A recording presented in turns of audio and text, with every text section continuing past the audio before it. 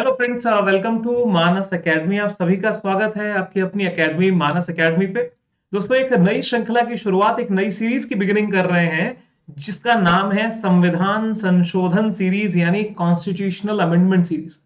एक बहुत सारे स्टूडेंट्स की हमारे साथ में डिमांड ये सामने आ रही थी कि सर, क्यों ना एक जगह सारे constitutional amendment one by one different different videos में कर दिए जाएं, और जैसे जैसे और भी अमेंडमेंट्स होते रहेंगे इसी सीरीज में हम ऐड कर देंगे। तो एक सेपरेट प्लेलिस्ट आपके लिए बना दी गई है, कॉन्स्टिट्यूशनल अमेंडमेंट सीरीज या संविधान संशोधन सीरीज। इसमें ये सारे पहले संविधान संशोधन से लेकर के आखिरी कॉन्स्टिट्यूशनल अमेंडमेंट तक जैसे जैसे वीडियोस आते जाएंगे हम अपलोड करके पूरी सीरीज को कवर कर देंगे। तो आपके लिए पॉलिटिकल साइंस के किसी भी सेगमेंट की आप अगर प्रिपरेशन कर रहे हैं, तो उसमें चाहे आपका नेट जेआरएफ की प्रिपरेशन हो, पीजीटी की हो, यूपीएससी की हो, पीसीएस की हो, या कोई और एग्जामिनेशन, संविधान संशोधन तो बहुत बड़े एक अपना रोल प्ले करते हैं। लेकिन उसके अंदर अब आपको प्रॉब्लम नहीं आएगी, बिकॉज मैं पूरा का पूरा संविधान संशोधन from very beginning to the last one सारे कवर करने वाला हूं।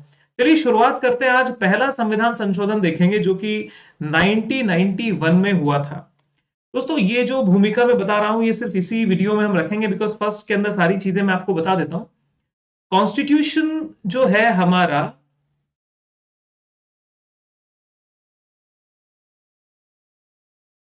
इंडियन कॉन्स्टिट्यूशन का आर्टिकल नंबर 368, ये संविधान संशोधन या कहिए तो कॉन्स्टिट्यूशनल अमेंडमेंट से रिलेटेड है।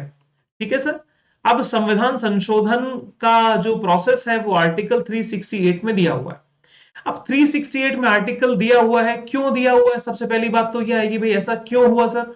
क्योंकि देखिए, संविधान बन गया, नियम बन गए, वो 1947 से लेकर के या आसपास मानिए पूरे साल तो 1950 तक की कंडीशंस को लेके बना था। लेकिन जैसे जैसे डेवलपमेंट्स हो रहे हैं, नई नई रिक्वायरमेंट्स आ रही हैं, तो जो हमारे संविधान के निर्माता थे उनको ये बात अच्छे से पता थी कि बाय द टाइम चीजें चेंज होंगी। बिकॉज इंडिया की पूरी पॉलिटिक्स की, इंडिया की इकोनॉमी की, इंडिया की सोसाइटी की ये बहुत बड़ी बात है कि because we live in diversity, unity and diversity हमारी बहुत बड़ी पहचान है। तो उस डाइवर्सिटी की डिमांड्स तो सर चेंज होंगी होंगी। इसलिए भारत के संविधान में बहुत ज्यादा, as compare to other constitution, दुनिया के अगर और संविधान आप देखेंगे उनकी तुलना में कई गुना ज्यादा संविधान संशोधन हुए हैं। तो ये शुरुआत कहां से होती है आप लोगों को पता होगा, 1951 में पहला संविधान संशोधन किया गया था। अब 1951 में जो पहला संविधान संशोधन किया गया था वो उसका रीजन सबसे बड़ा क्या था? एक बात और जान लीजिए, ये जो आर्टिकल 368 है ये संविधान के पार्ट नंबर 20 यानी भाग संख्या 20 में दिया हुआ है। चलिए जानते हैं कॉन्स्टिट्यूशन अमेंडमेंट जो फर्स्ट हुआ था उसकी बात क्या थी। मेरे साथियों, जब इंडिया आजाद हुआ था तो इंडिया की आजादी के टाइम से आप लोगों को पता है कि इंडिया के कॉन्स्टिट्यूशन में 7 फंडामेंटल राइट दिए गए थे। आज के टाइम में कितने हैं? 6 फंडामेंटल राइट है। जो एक माइनस हुआ है that is right to property, संपत्ति का अधिकार। तो साथियों, ये संपत्ति के अधिकार को खत्म किया गया, वो तो आपको मालूम है। 42वां, सॉरी माफ कीजिएगा, 44th कॉन्स्टिट्यूशन अमेंडमेंट 1978 से संपत्ति के अधिकार को हटाया गया था। लेकिन ये जो राइट टू प्रॉपर्टी था ये सरकार की आंख की किरकिरी बहुत शुरू से बना हुआ था। कारण क्या था? गवर्नमेंट को डेवलपमेंट करना था सर, गवर्नमेंट विकास कार्य करना चाहती थी। अब डेवलपमेंट करने के लिए इंफ्रास्ट्रक्चर डेवलपमेंट होगा, फैक्ट्रियां लगेंगी और भी बहुत सारे काम होते हैं। तो सबसे बड़ी आवश्यकता किसकी थी? लैंड की थी, जमीन की थी। अब जब land as a fundamental right available है तो आप मुझे बताइए कि उसको तो इंक्रोच करने का मतलब ही नहीं है। उन्हीं दिनों के अंदर सुप्रीम कोर्ट में केस पहुंचा। ठीक है सर। नाम था Romesh Thapar versus state of Madras. लिखिए सर इसको, Romesh Thapar versus state of Madras. Romesh Thapar versus state of Madras का केस आया था मेरे साथियों, निर्णय हुआ था 1951 में। इसमें क्या हुआ था, सुप्रीम कोर्ट ने कुछ ऐसी गाइडलाइंस दे दी थी जिससे कि जमीन का जो अधिग्रहण है, लैंड एक्विजिशन, गवर्नमेंट के लिए काफी टफ हो गया था। अब आप लोग ये देखिए कि 1951 में रोमेश थापर के केस में सुप्रीम कोर्ट ने निर्णय दे दिया। सरकार को डेवलपमेंट करने के लिए जमीन चाहिए थी। तो कुल मिलाकर के गवर्नमेंट को यह डर था कि यार ये सुप्रीम कोर्ट हर जगह प्रॉब्लम करेगा। तो यहां पे हुआ क्या, गवर्नमेंट ने 3-4 चीजों में चेंज किया। देखिए सबसे पहले यहां पर क्या किया गया, आर्टिकल नंबर 19(2) में चेंज होता है। आर्टिकल नंबर 19(2) में आप लोगों को पता होना चाहिए कि राइट टू फ्रीडम यहां पे दिया है। तो right to freedom, freedom of speech and expression है। क्या है sir article 19? Freedom of speech and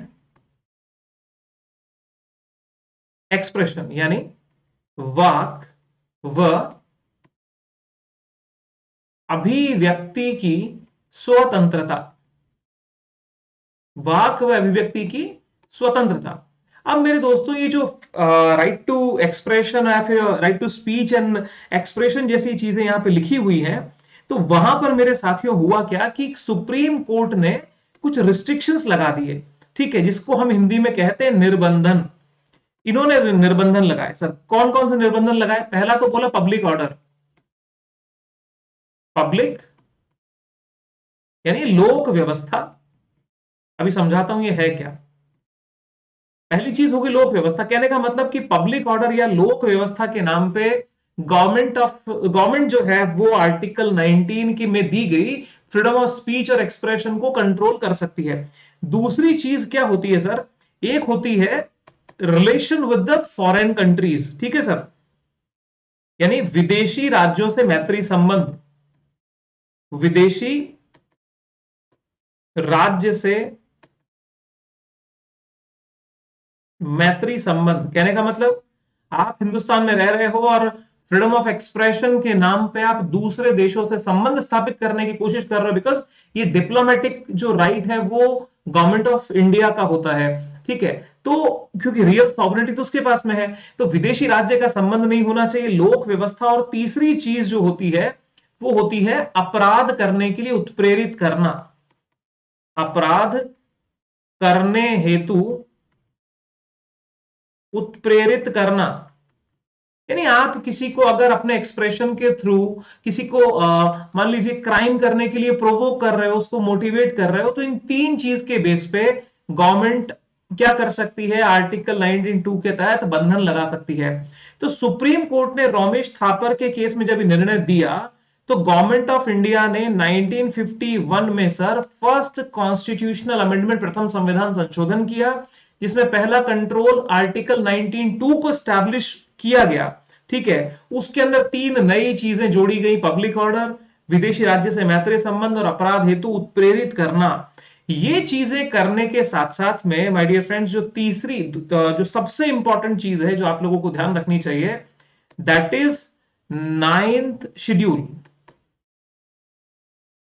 9वीं अनुसूची। क्योंकि आपको पता होगा कि हमारा जो मूल संविधान था, जो बेसिक कॉन्स्टिट्यूशन है, उसमें 8 अनुसूचियां थी, 8 शेड्यूल हुआ करती थी। लेकिन 9th शेड्यूल को भी 1951 के इस प्रथम संविधान संशोधन से ही इनकॉर्पोरेट किया गया था। ये 9th शेड्यूल का मैटर ये था कि इसमें कोई भी अगर मान लीजिए लॉ डाल दिया जाएगा, कोई भी चीज इस 9th शेड्यूल में आ जाएगी, वो जुडिशियल रिव्यू के पावर से बाहर हो जाएगी। यानी इसके ऊपर जुडिशियल रिव्यू पॉसिबल नहीं होगा। कि शेड्यूल 9 में सब गवर्नमेंट ने सोच लिया कि कल को हम कोई कानून बनाएंगे, सुप्रीम कोर्ट फिर परेशान करेगा। अब सुप्रीम कोर्ट जब परेशान करेगा तो बचने का तरीका क्या है? बचने का तरीका बहुत सिंपल है। इन्होंने एक ऐसा बोलते ना कि तिलिस्मी गेट बना दिया, तिलिस्मी दरवाजा बना दिया, जिसमें सुप्रीम कोर्ट की एंट्री नहीं थी।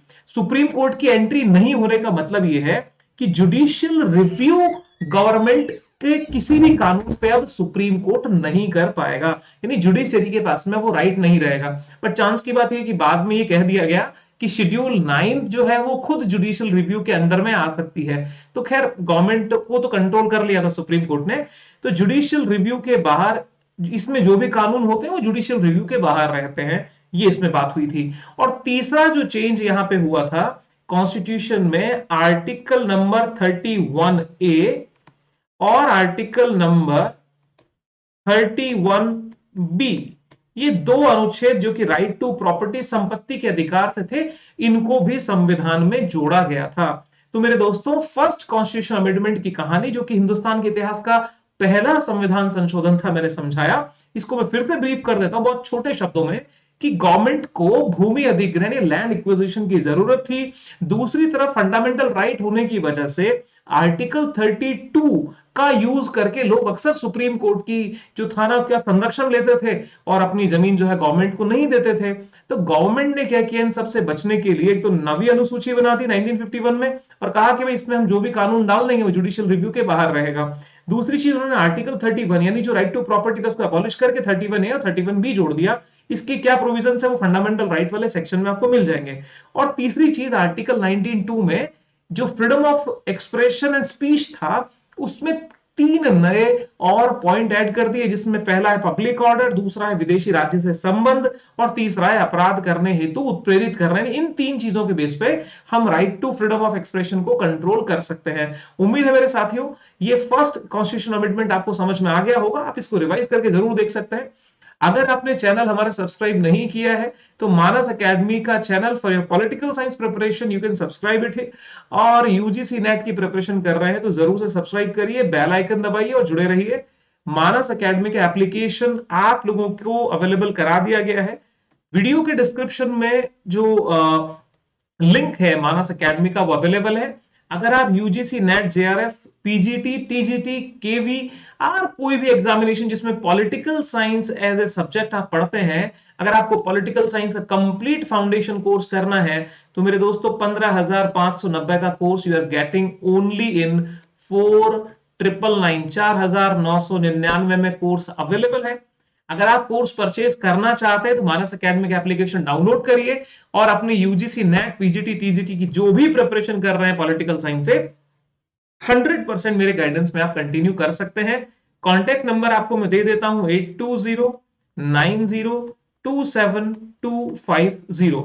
इस नंबर पे आप व्हाट्सएप या कॉल करके जानकारी ज्यादा ले सकते हैं। तो अगर वीडियो पसंद आया है तो वीडियो को लाइक करिएगा, साथियों के साथ में शेयर करिएगा और चैनल पे बने रहिएगा। Thank you very much. Happy learning. Bye bye.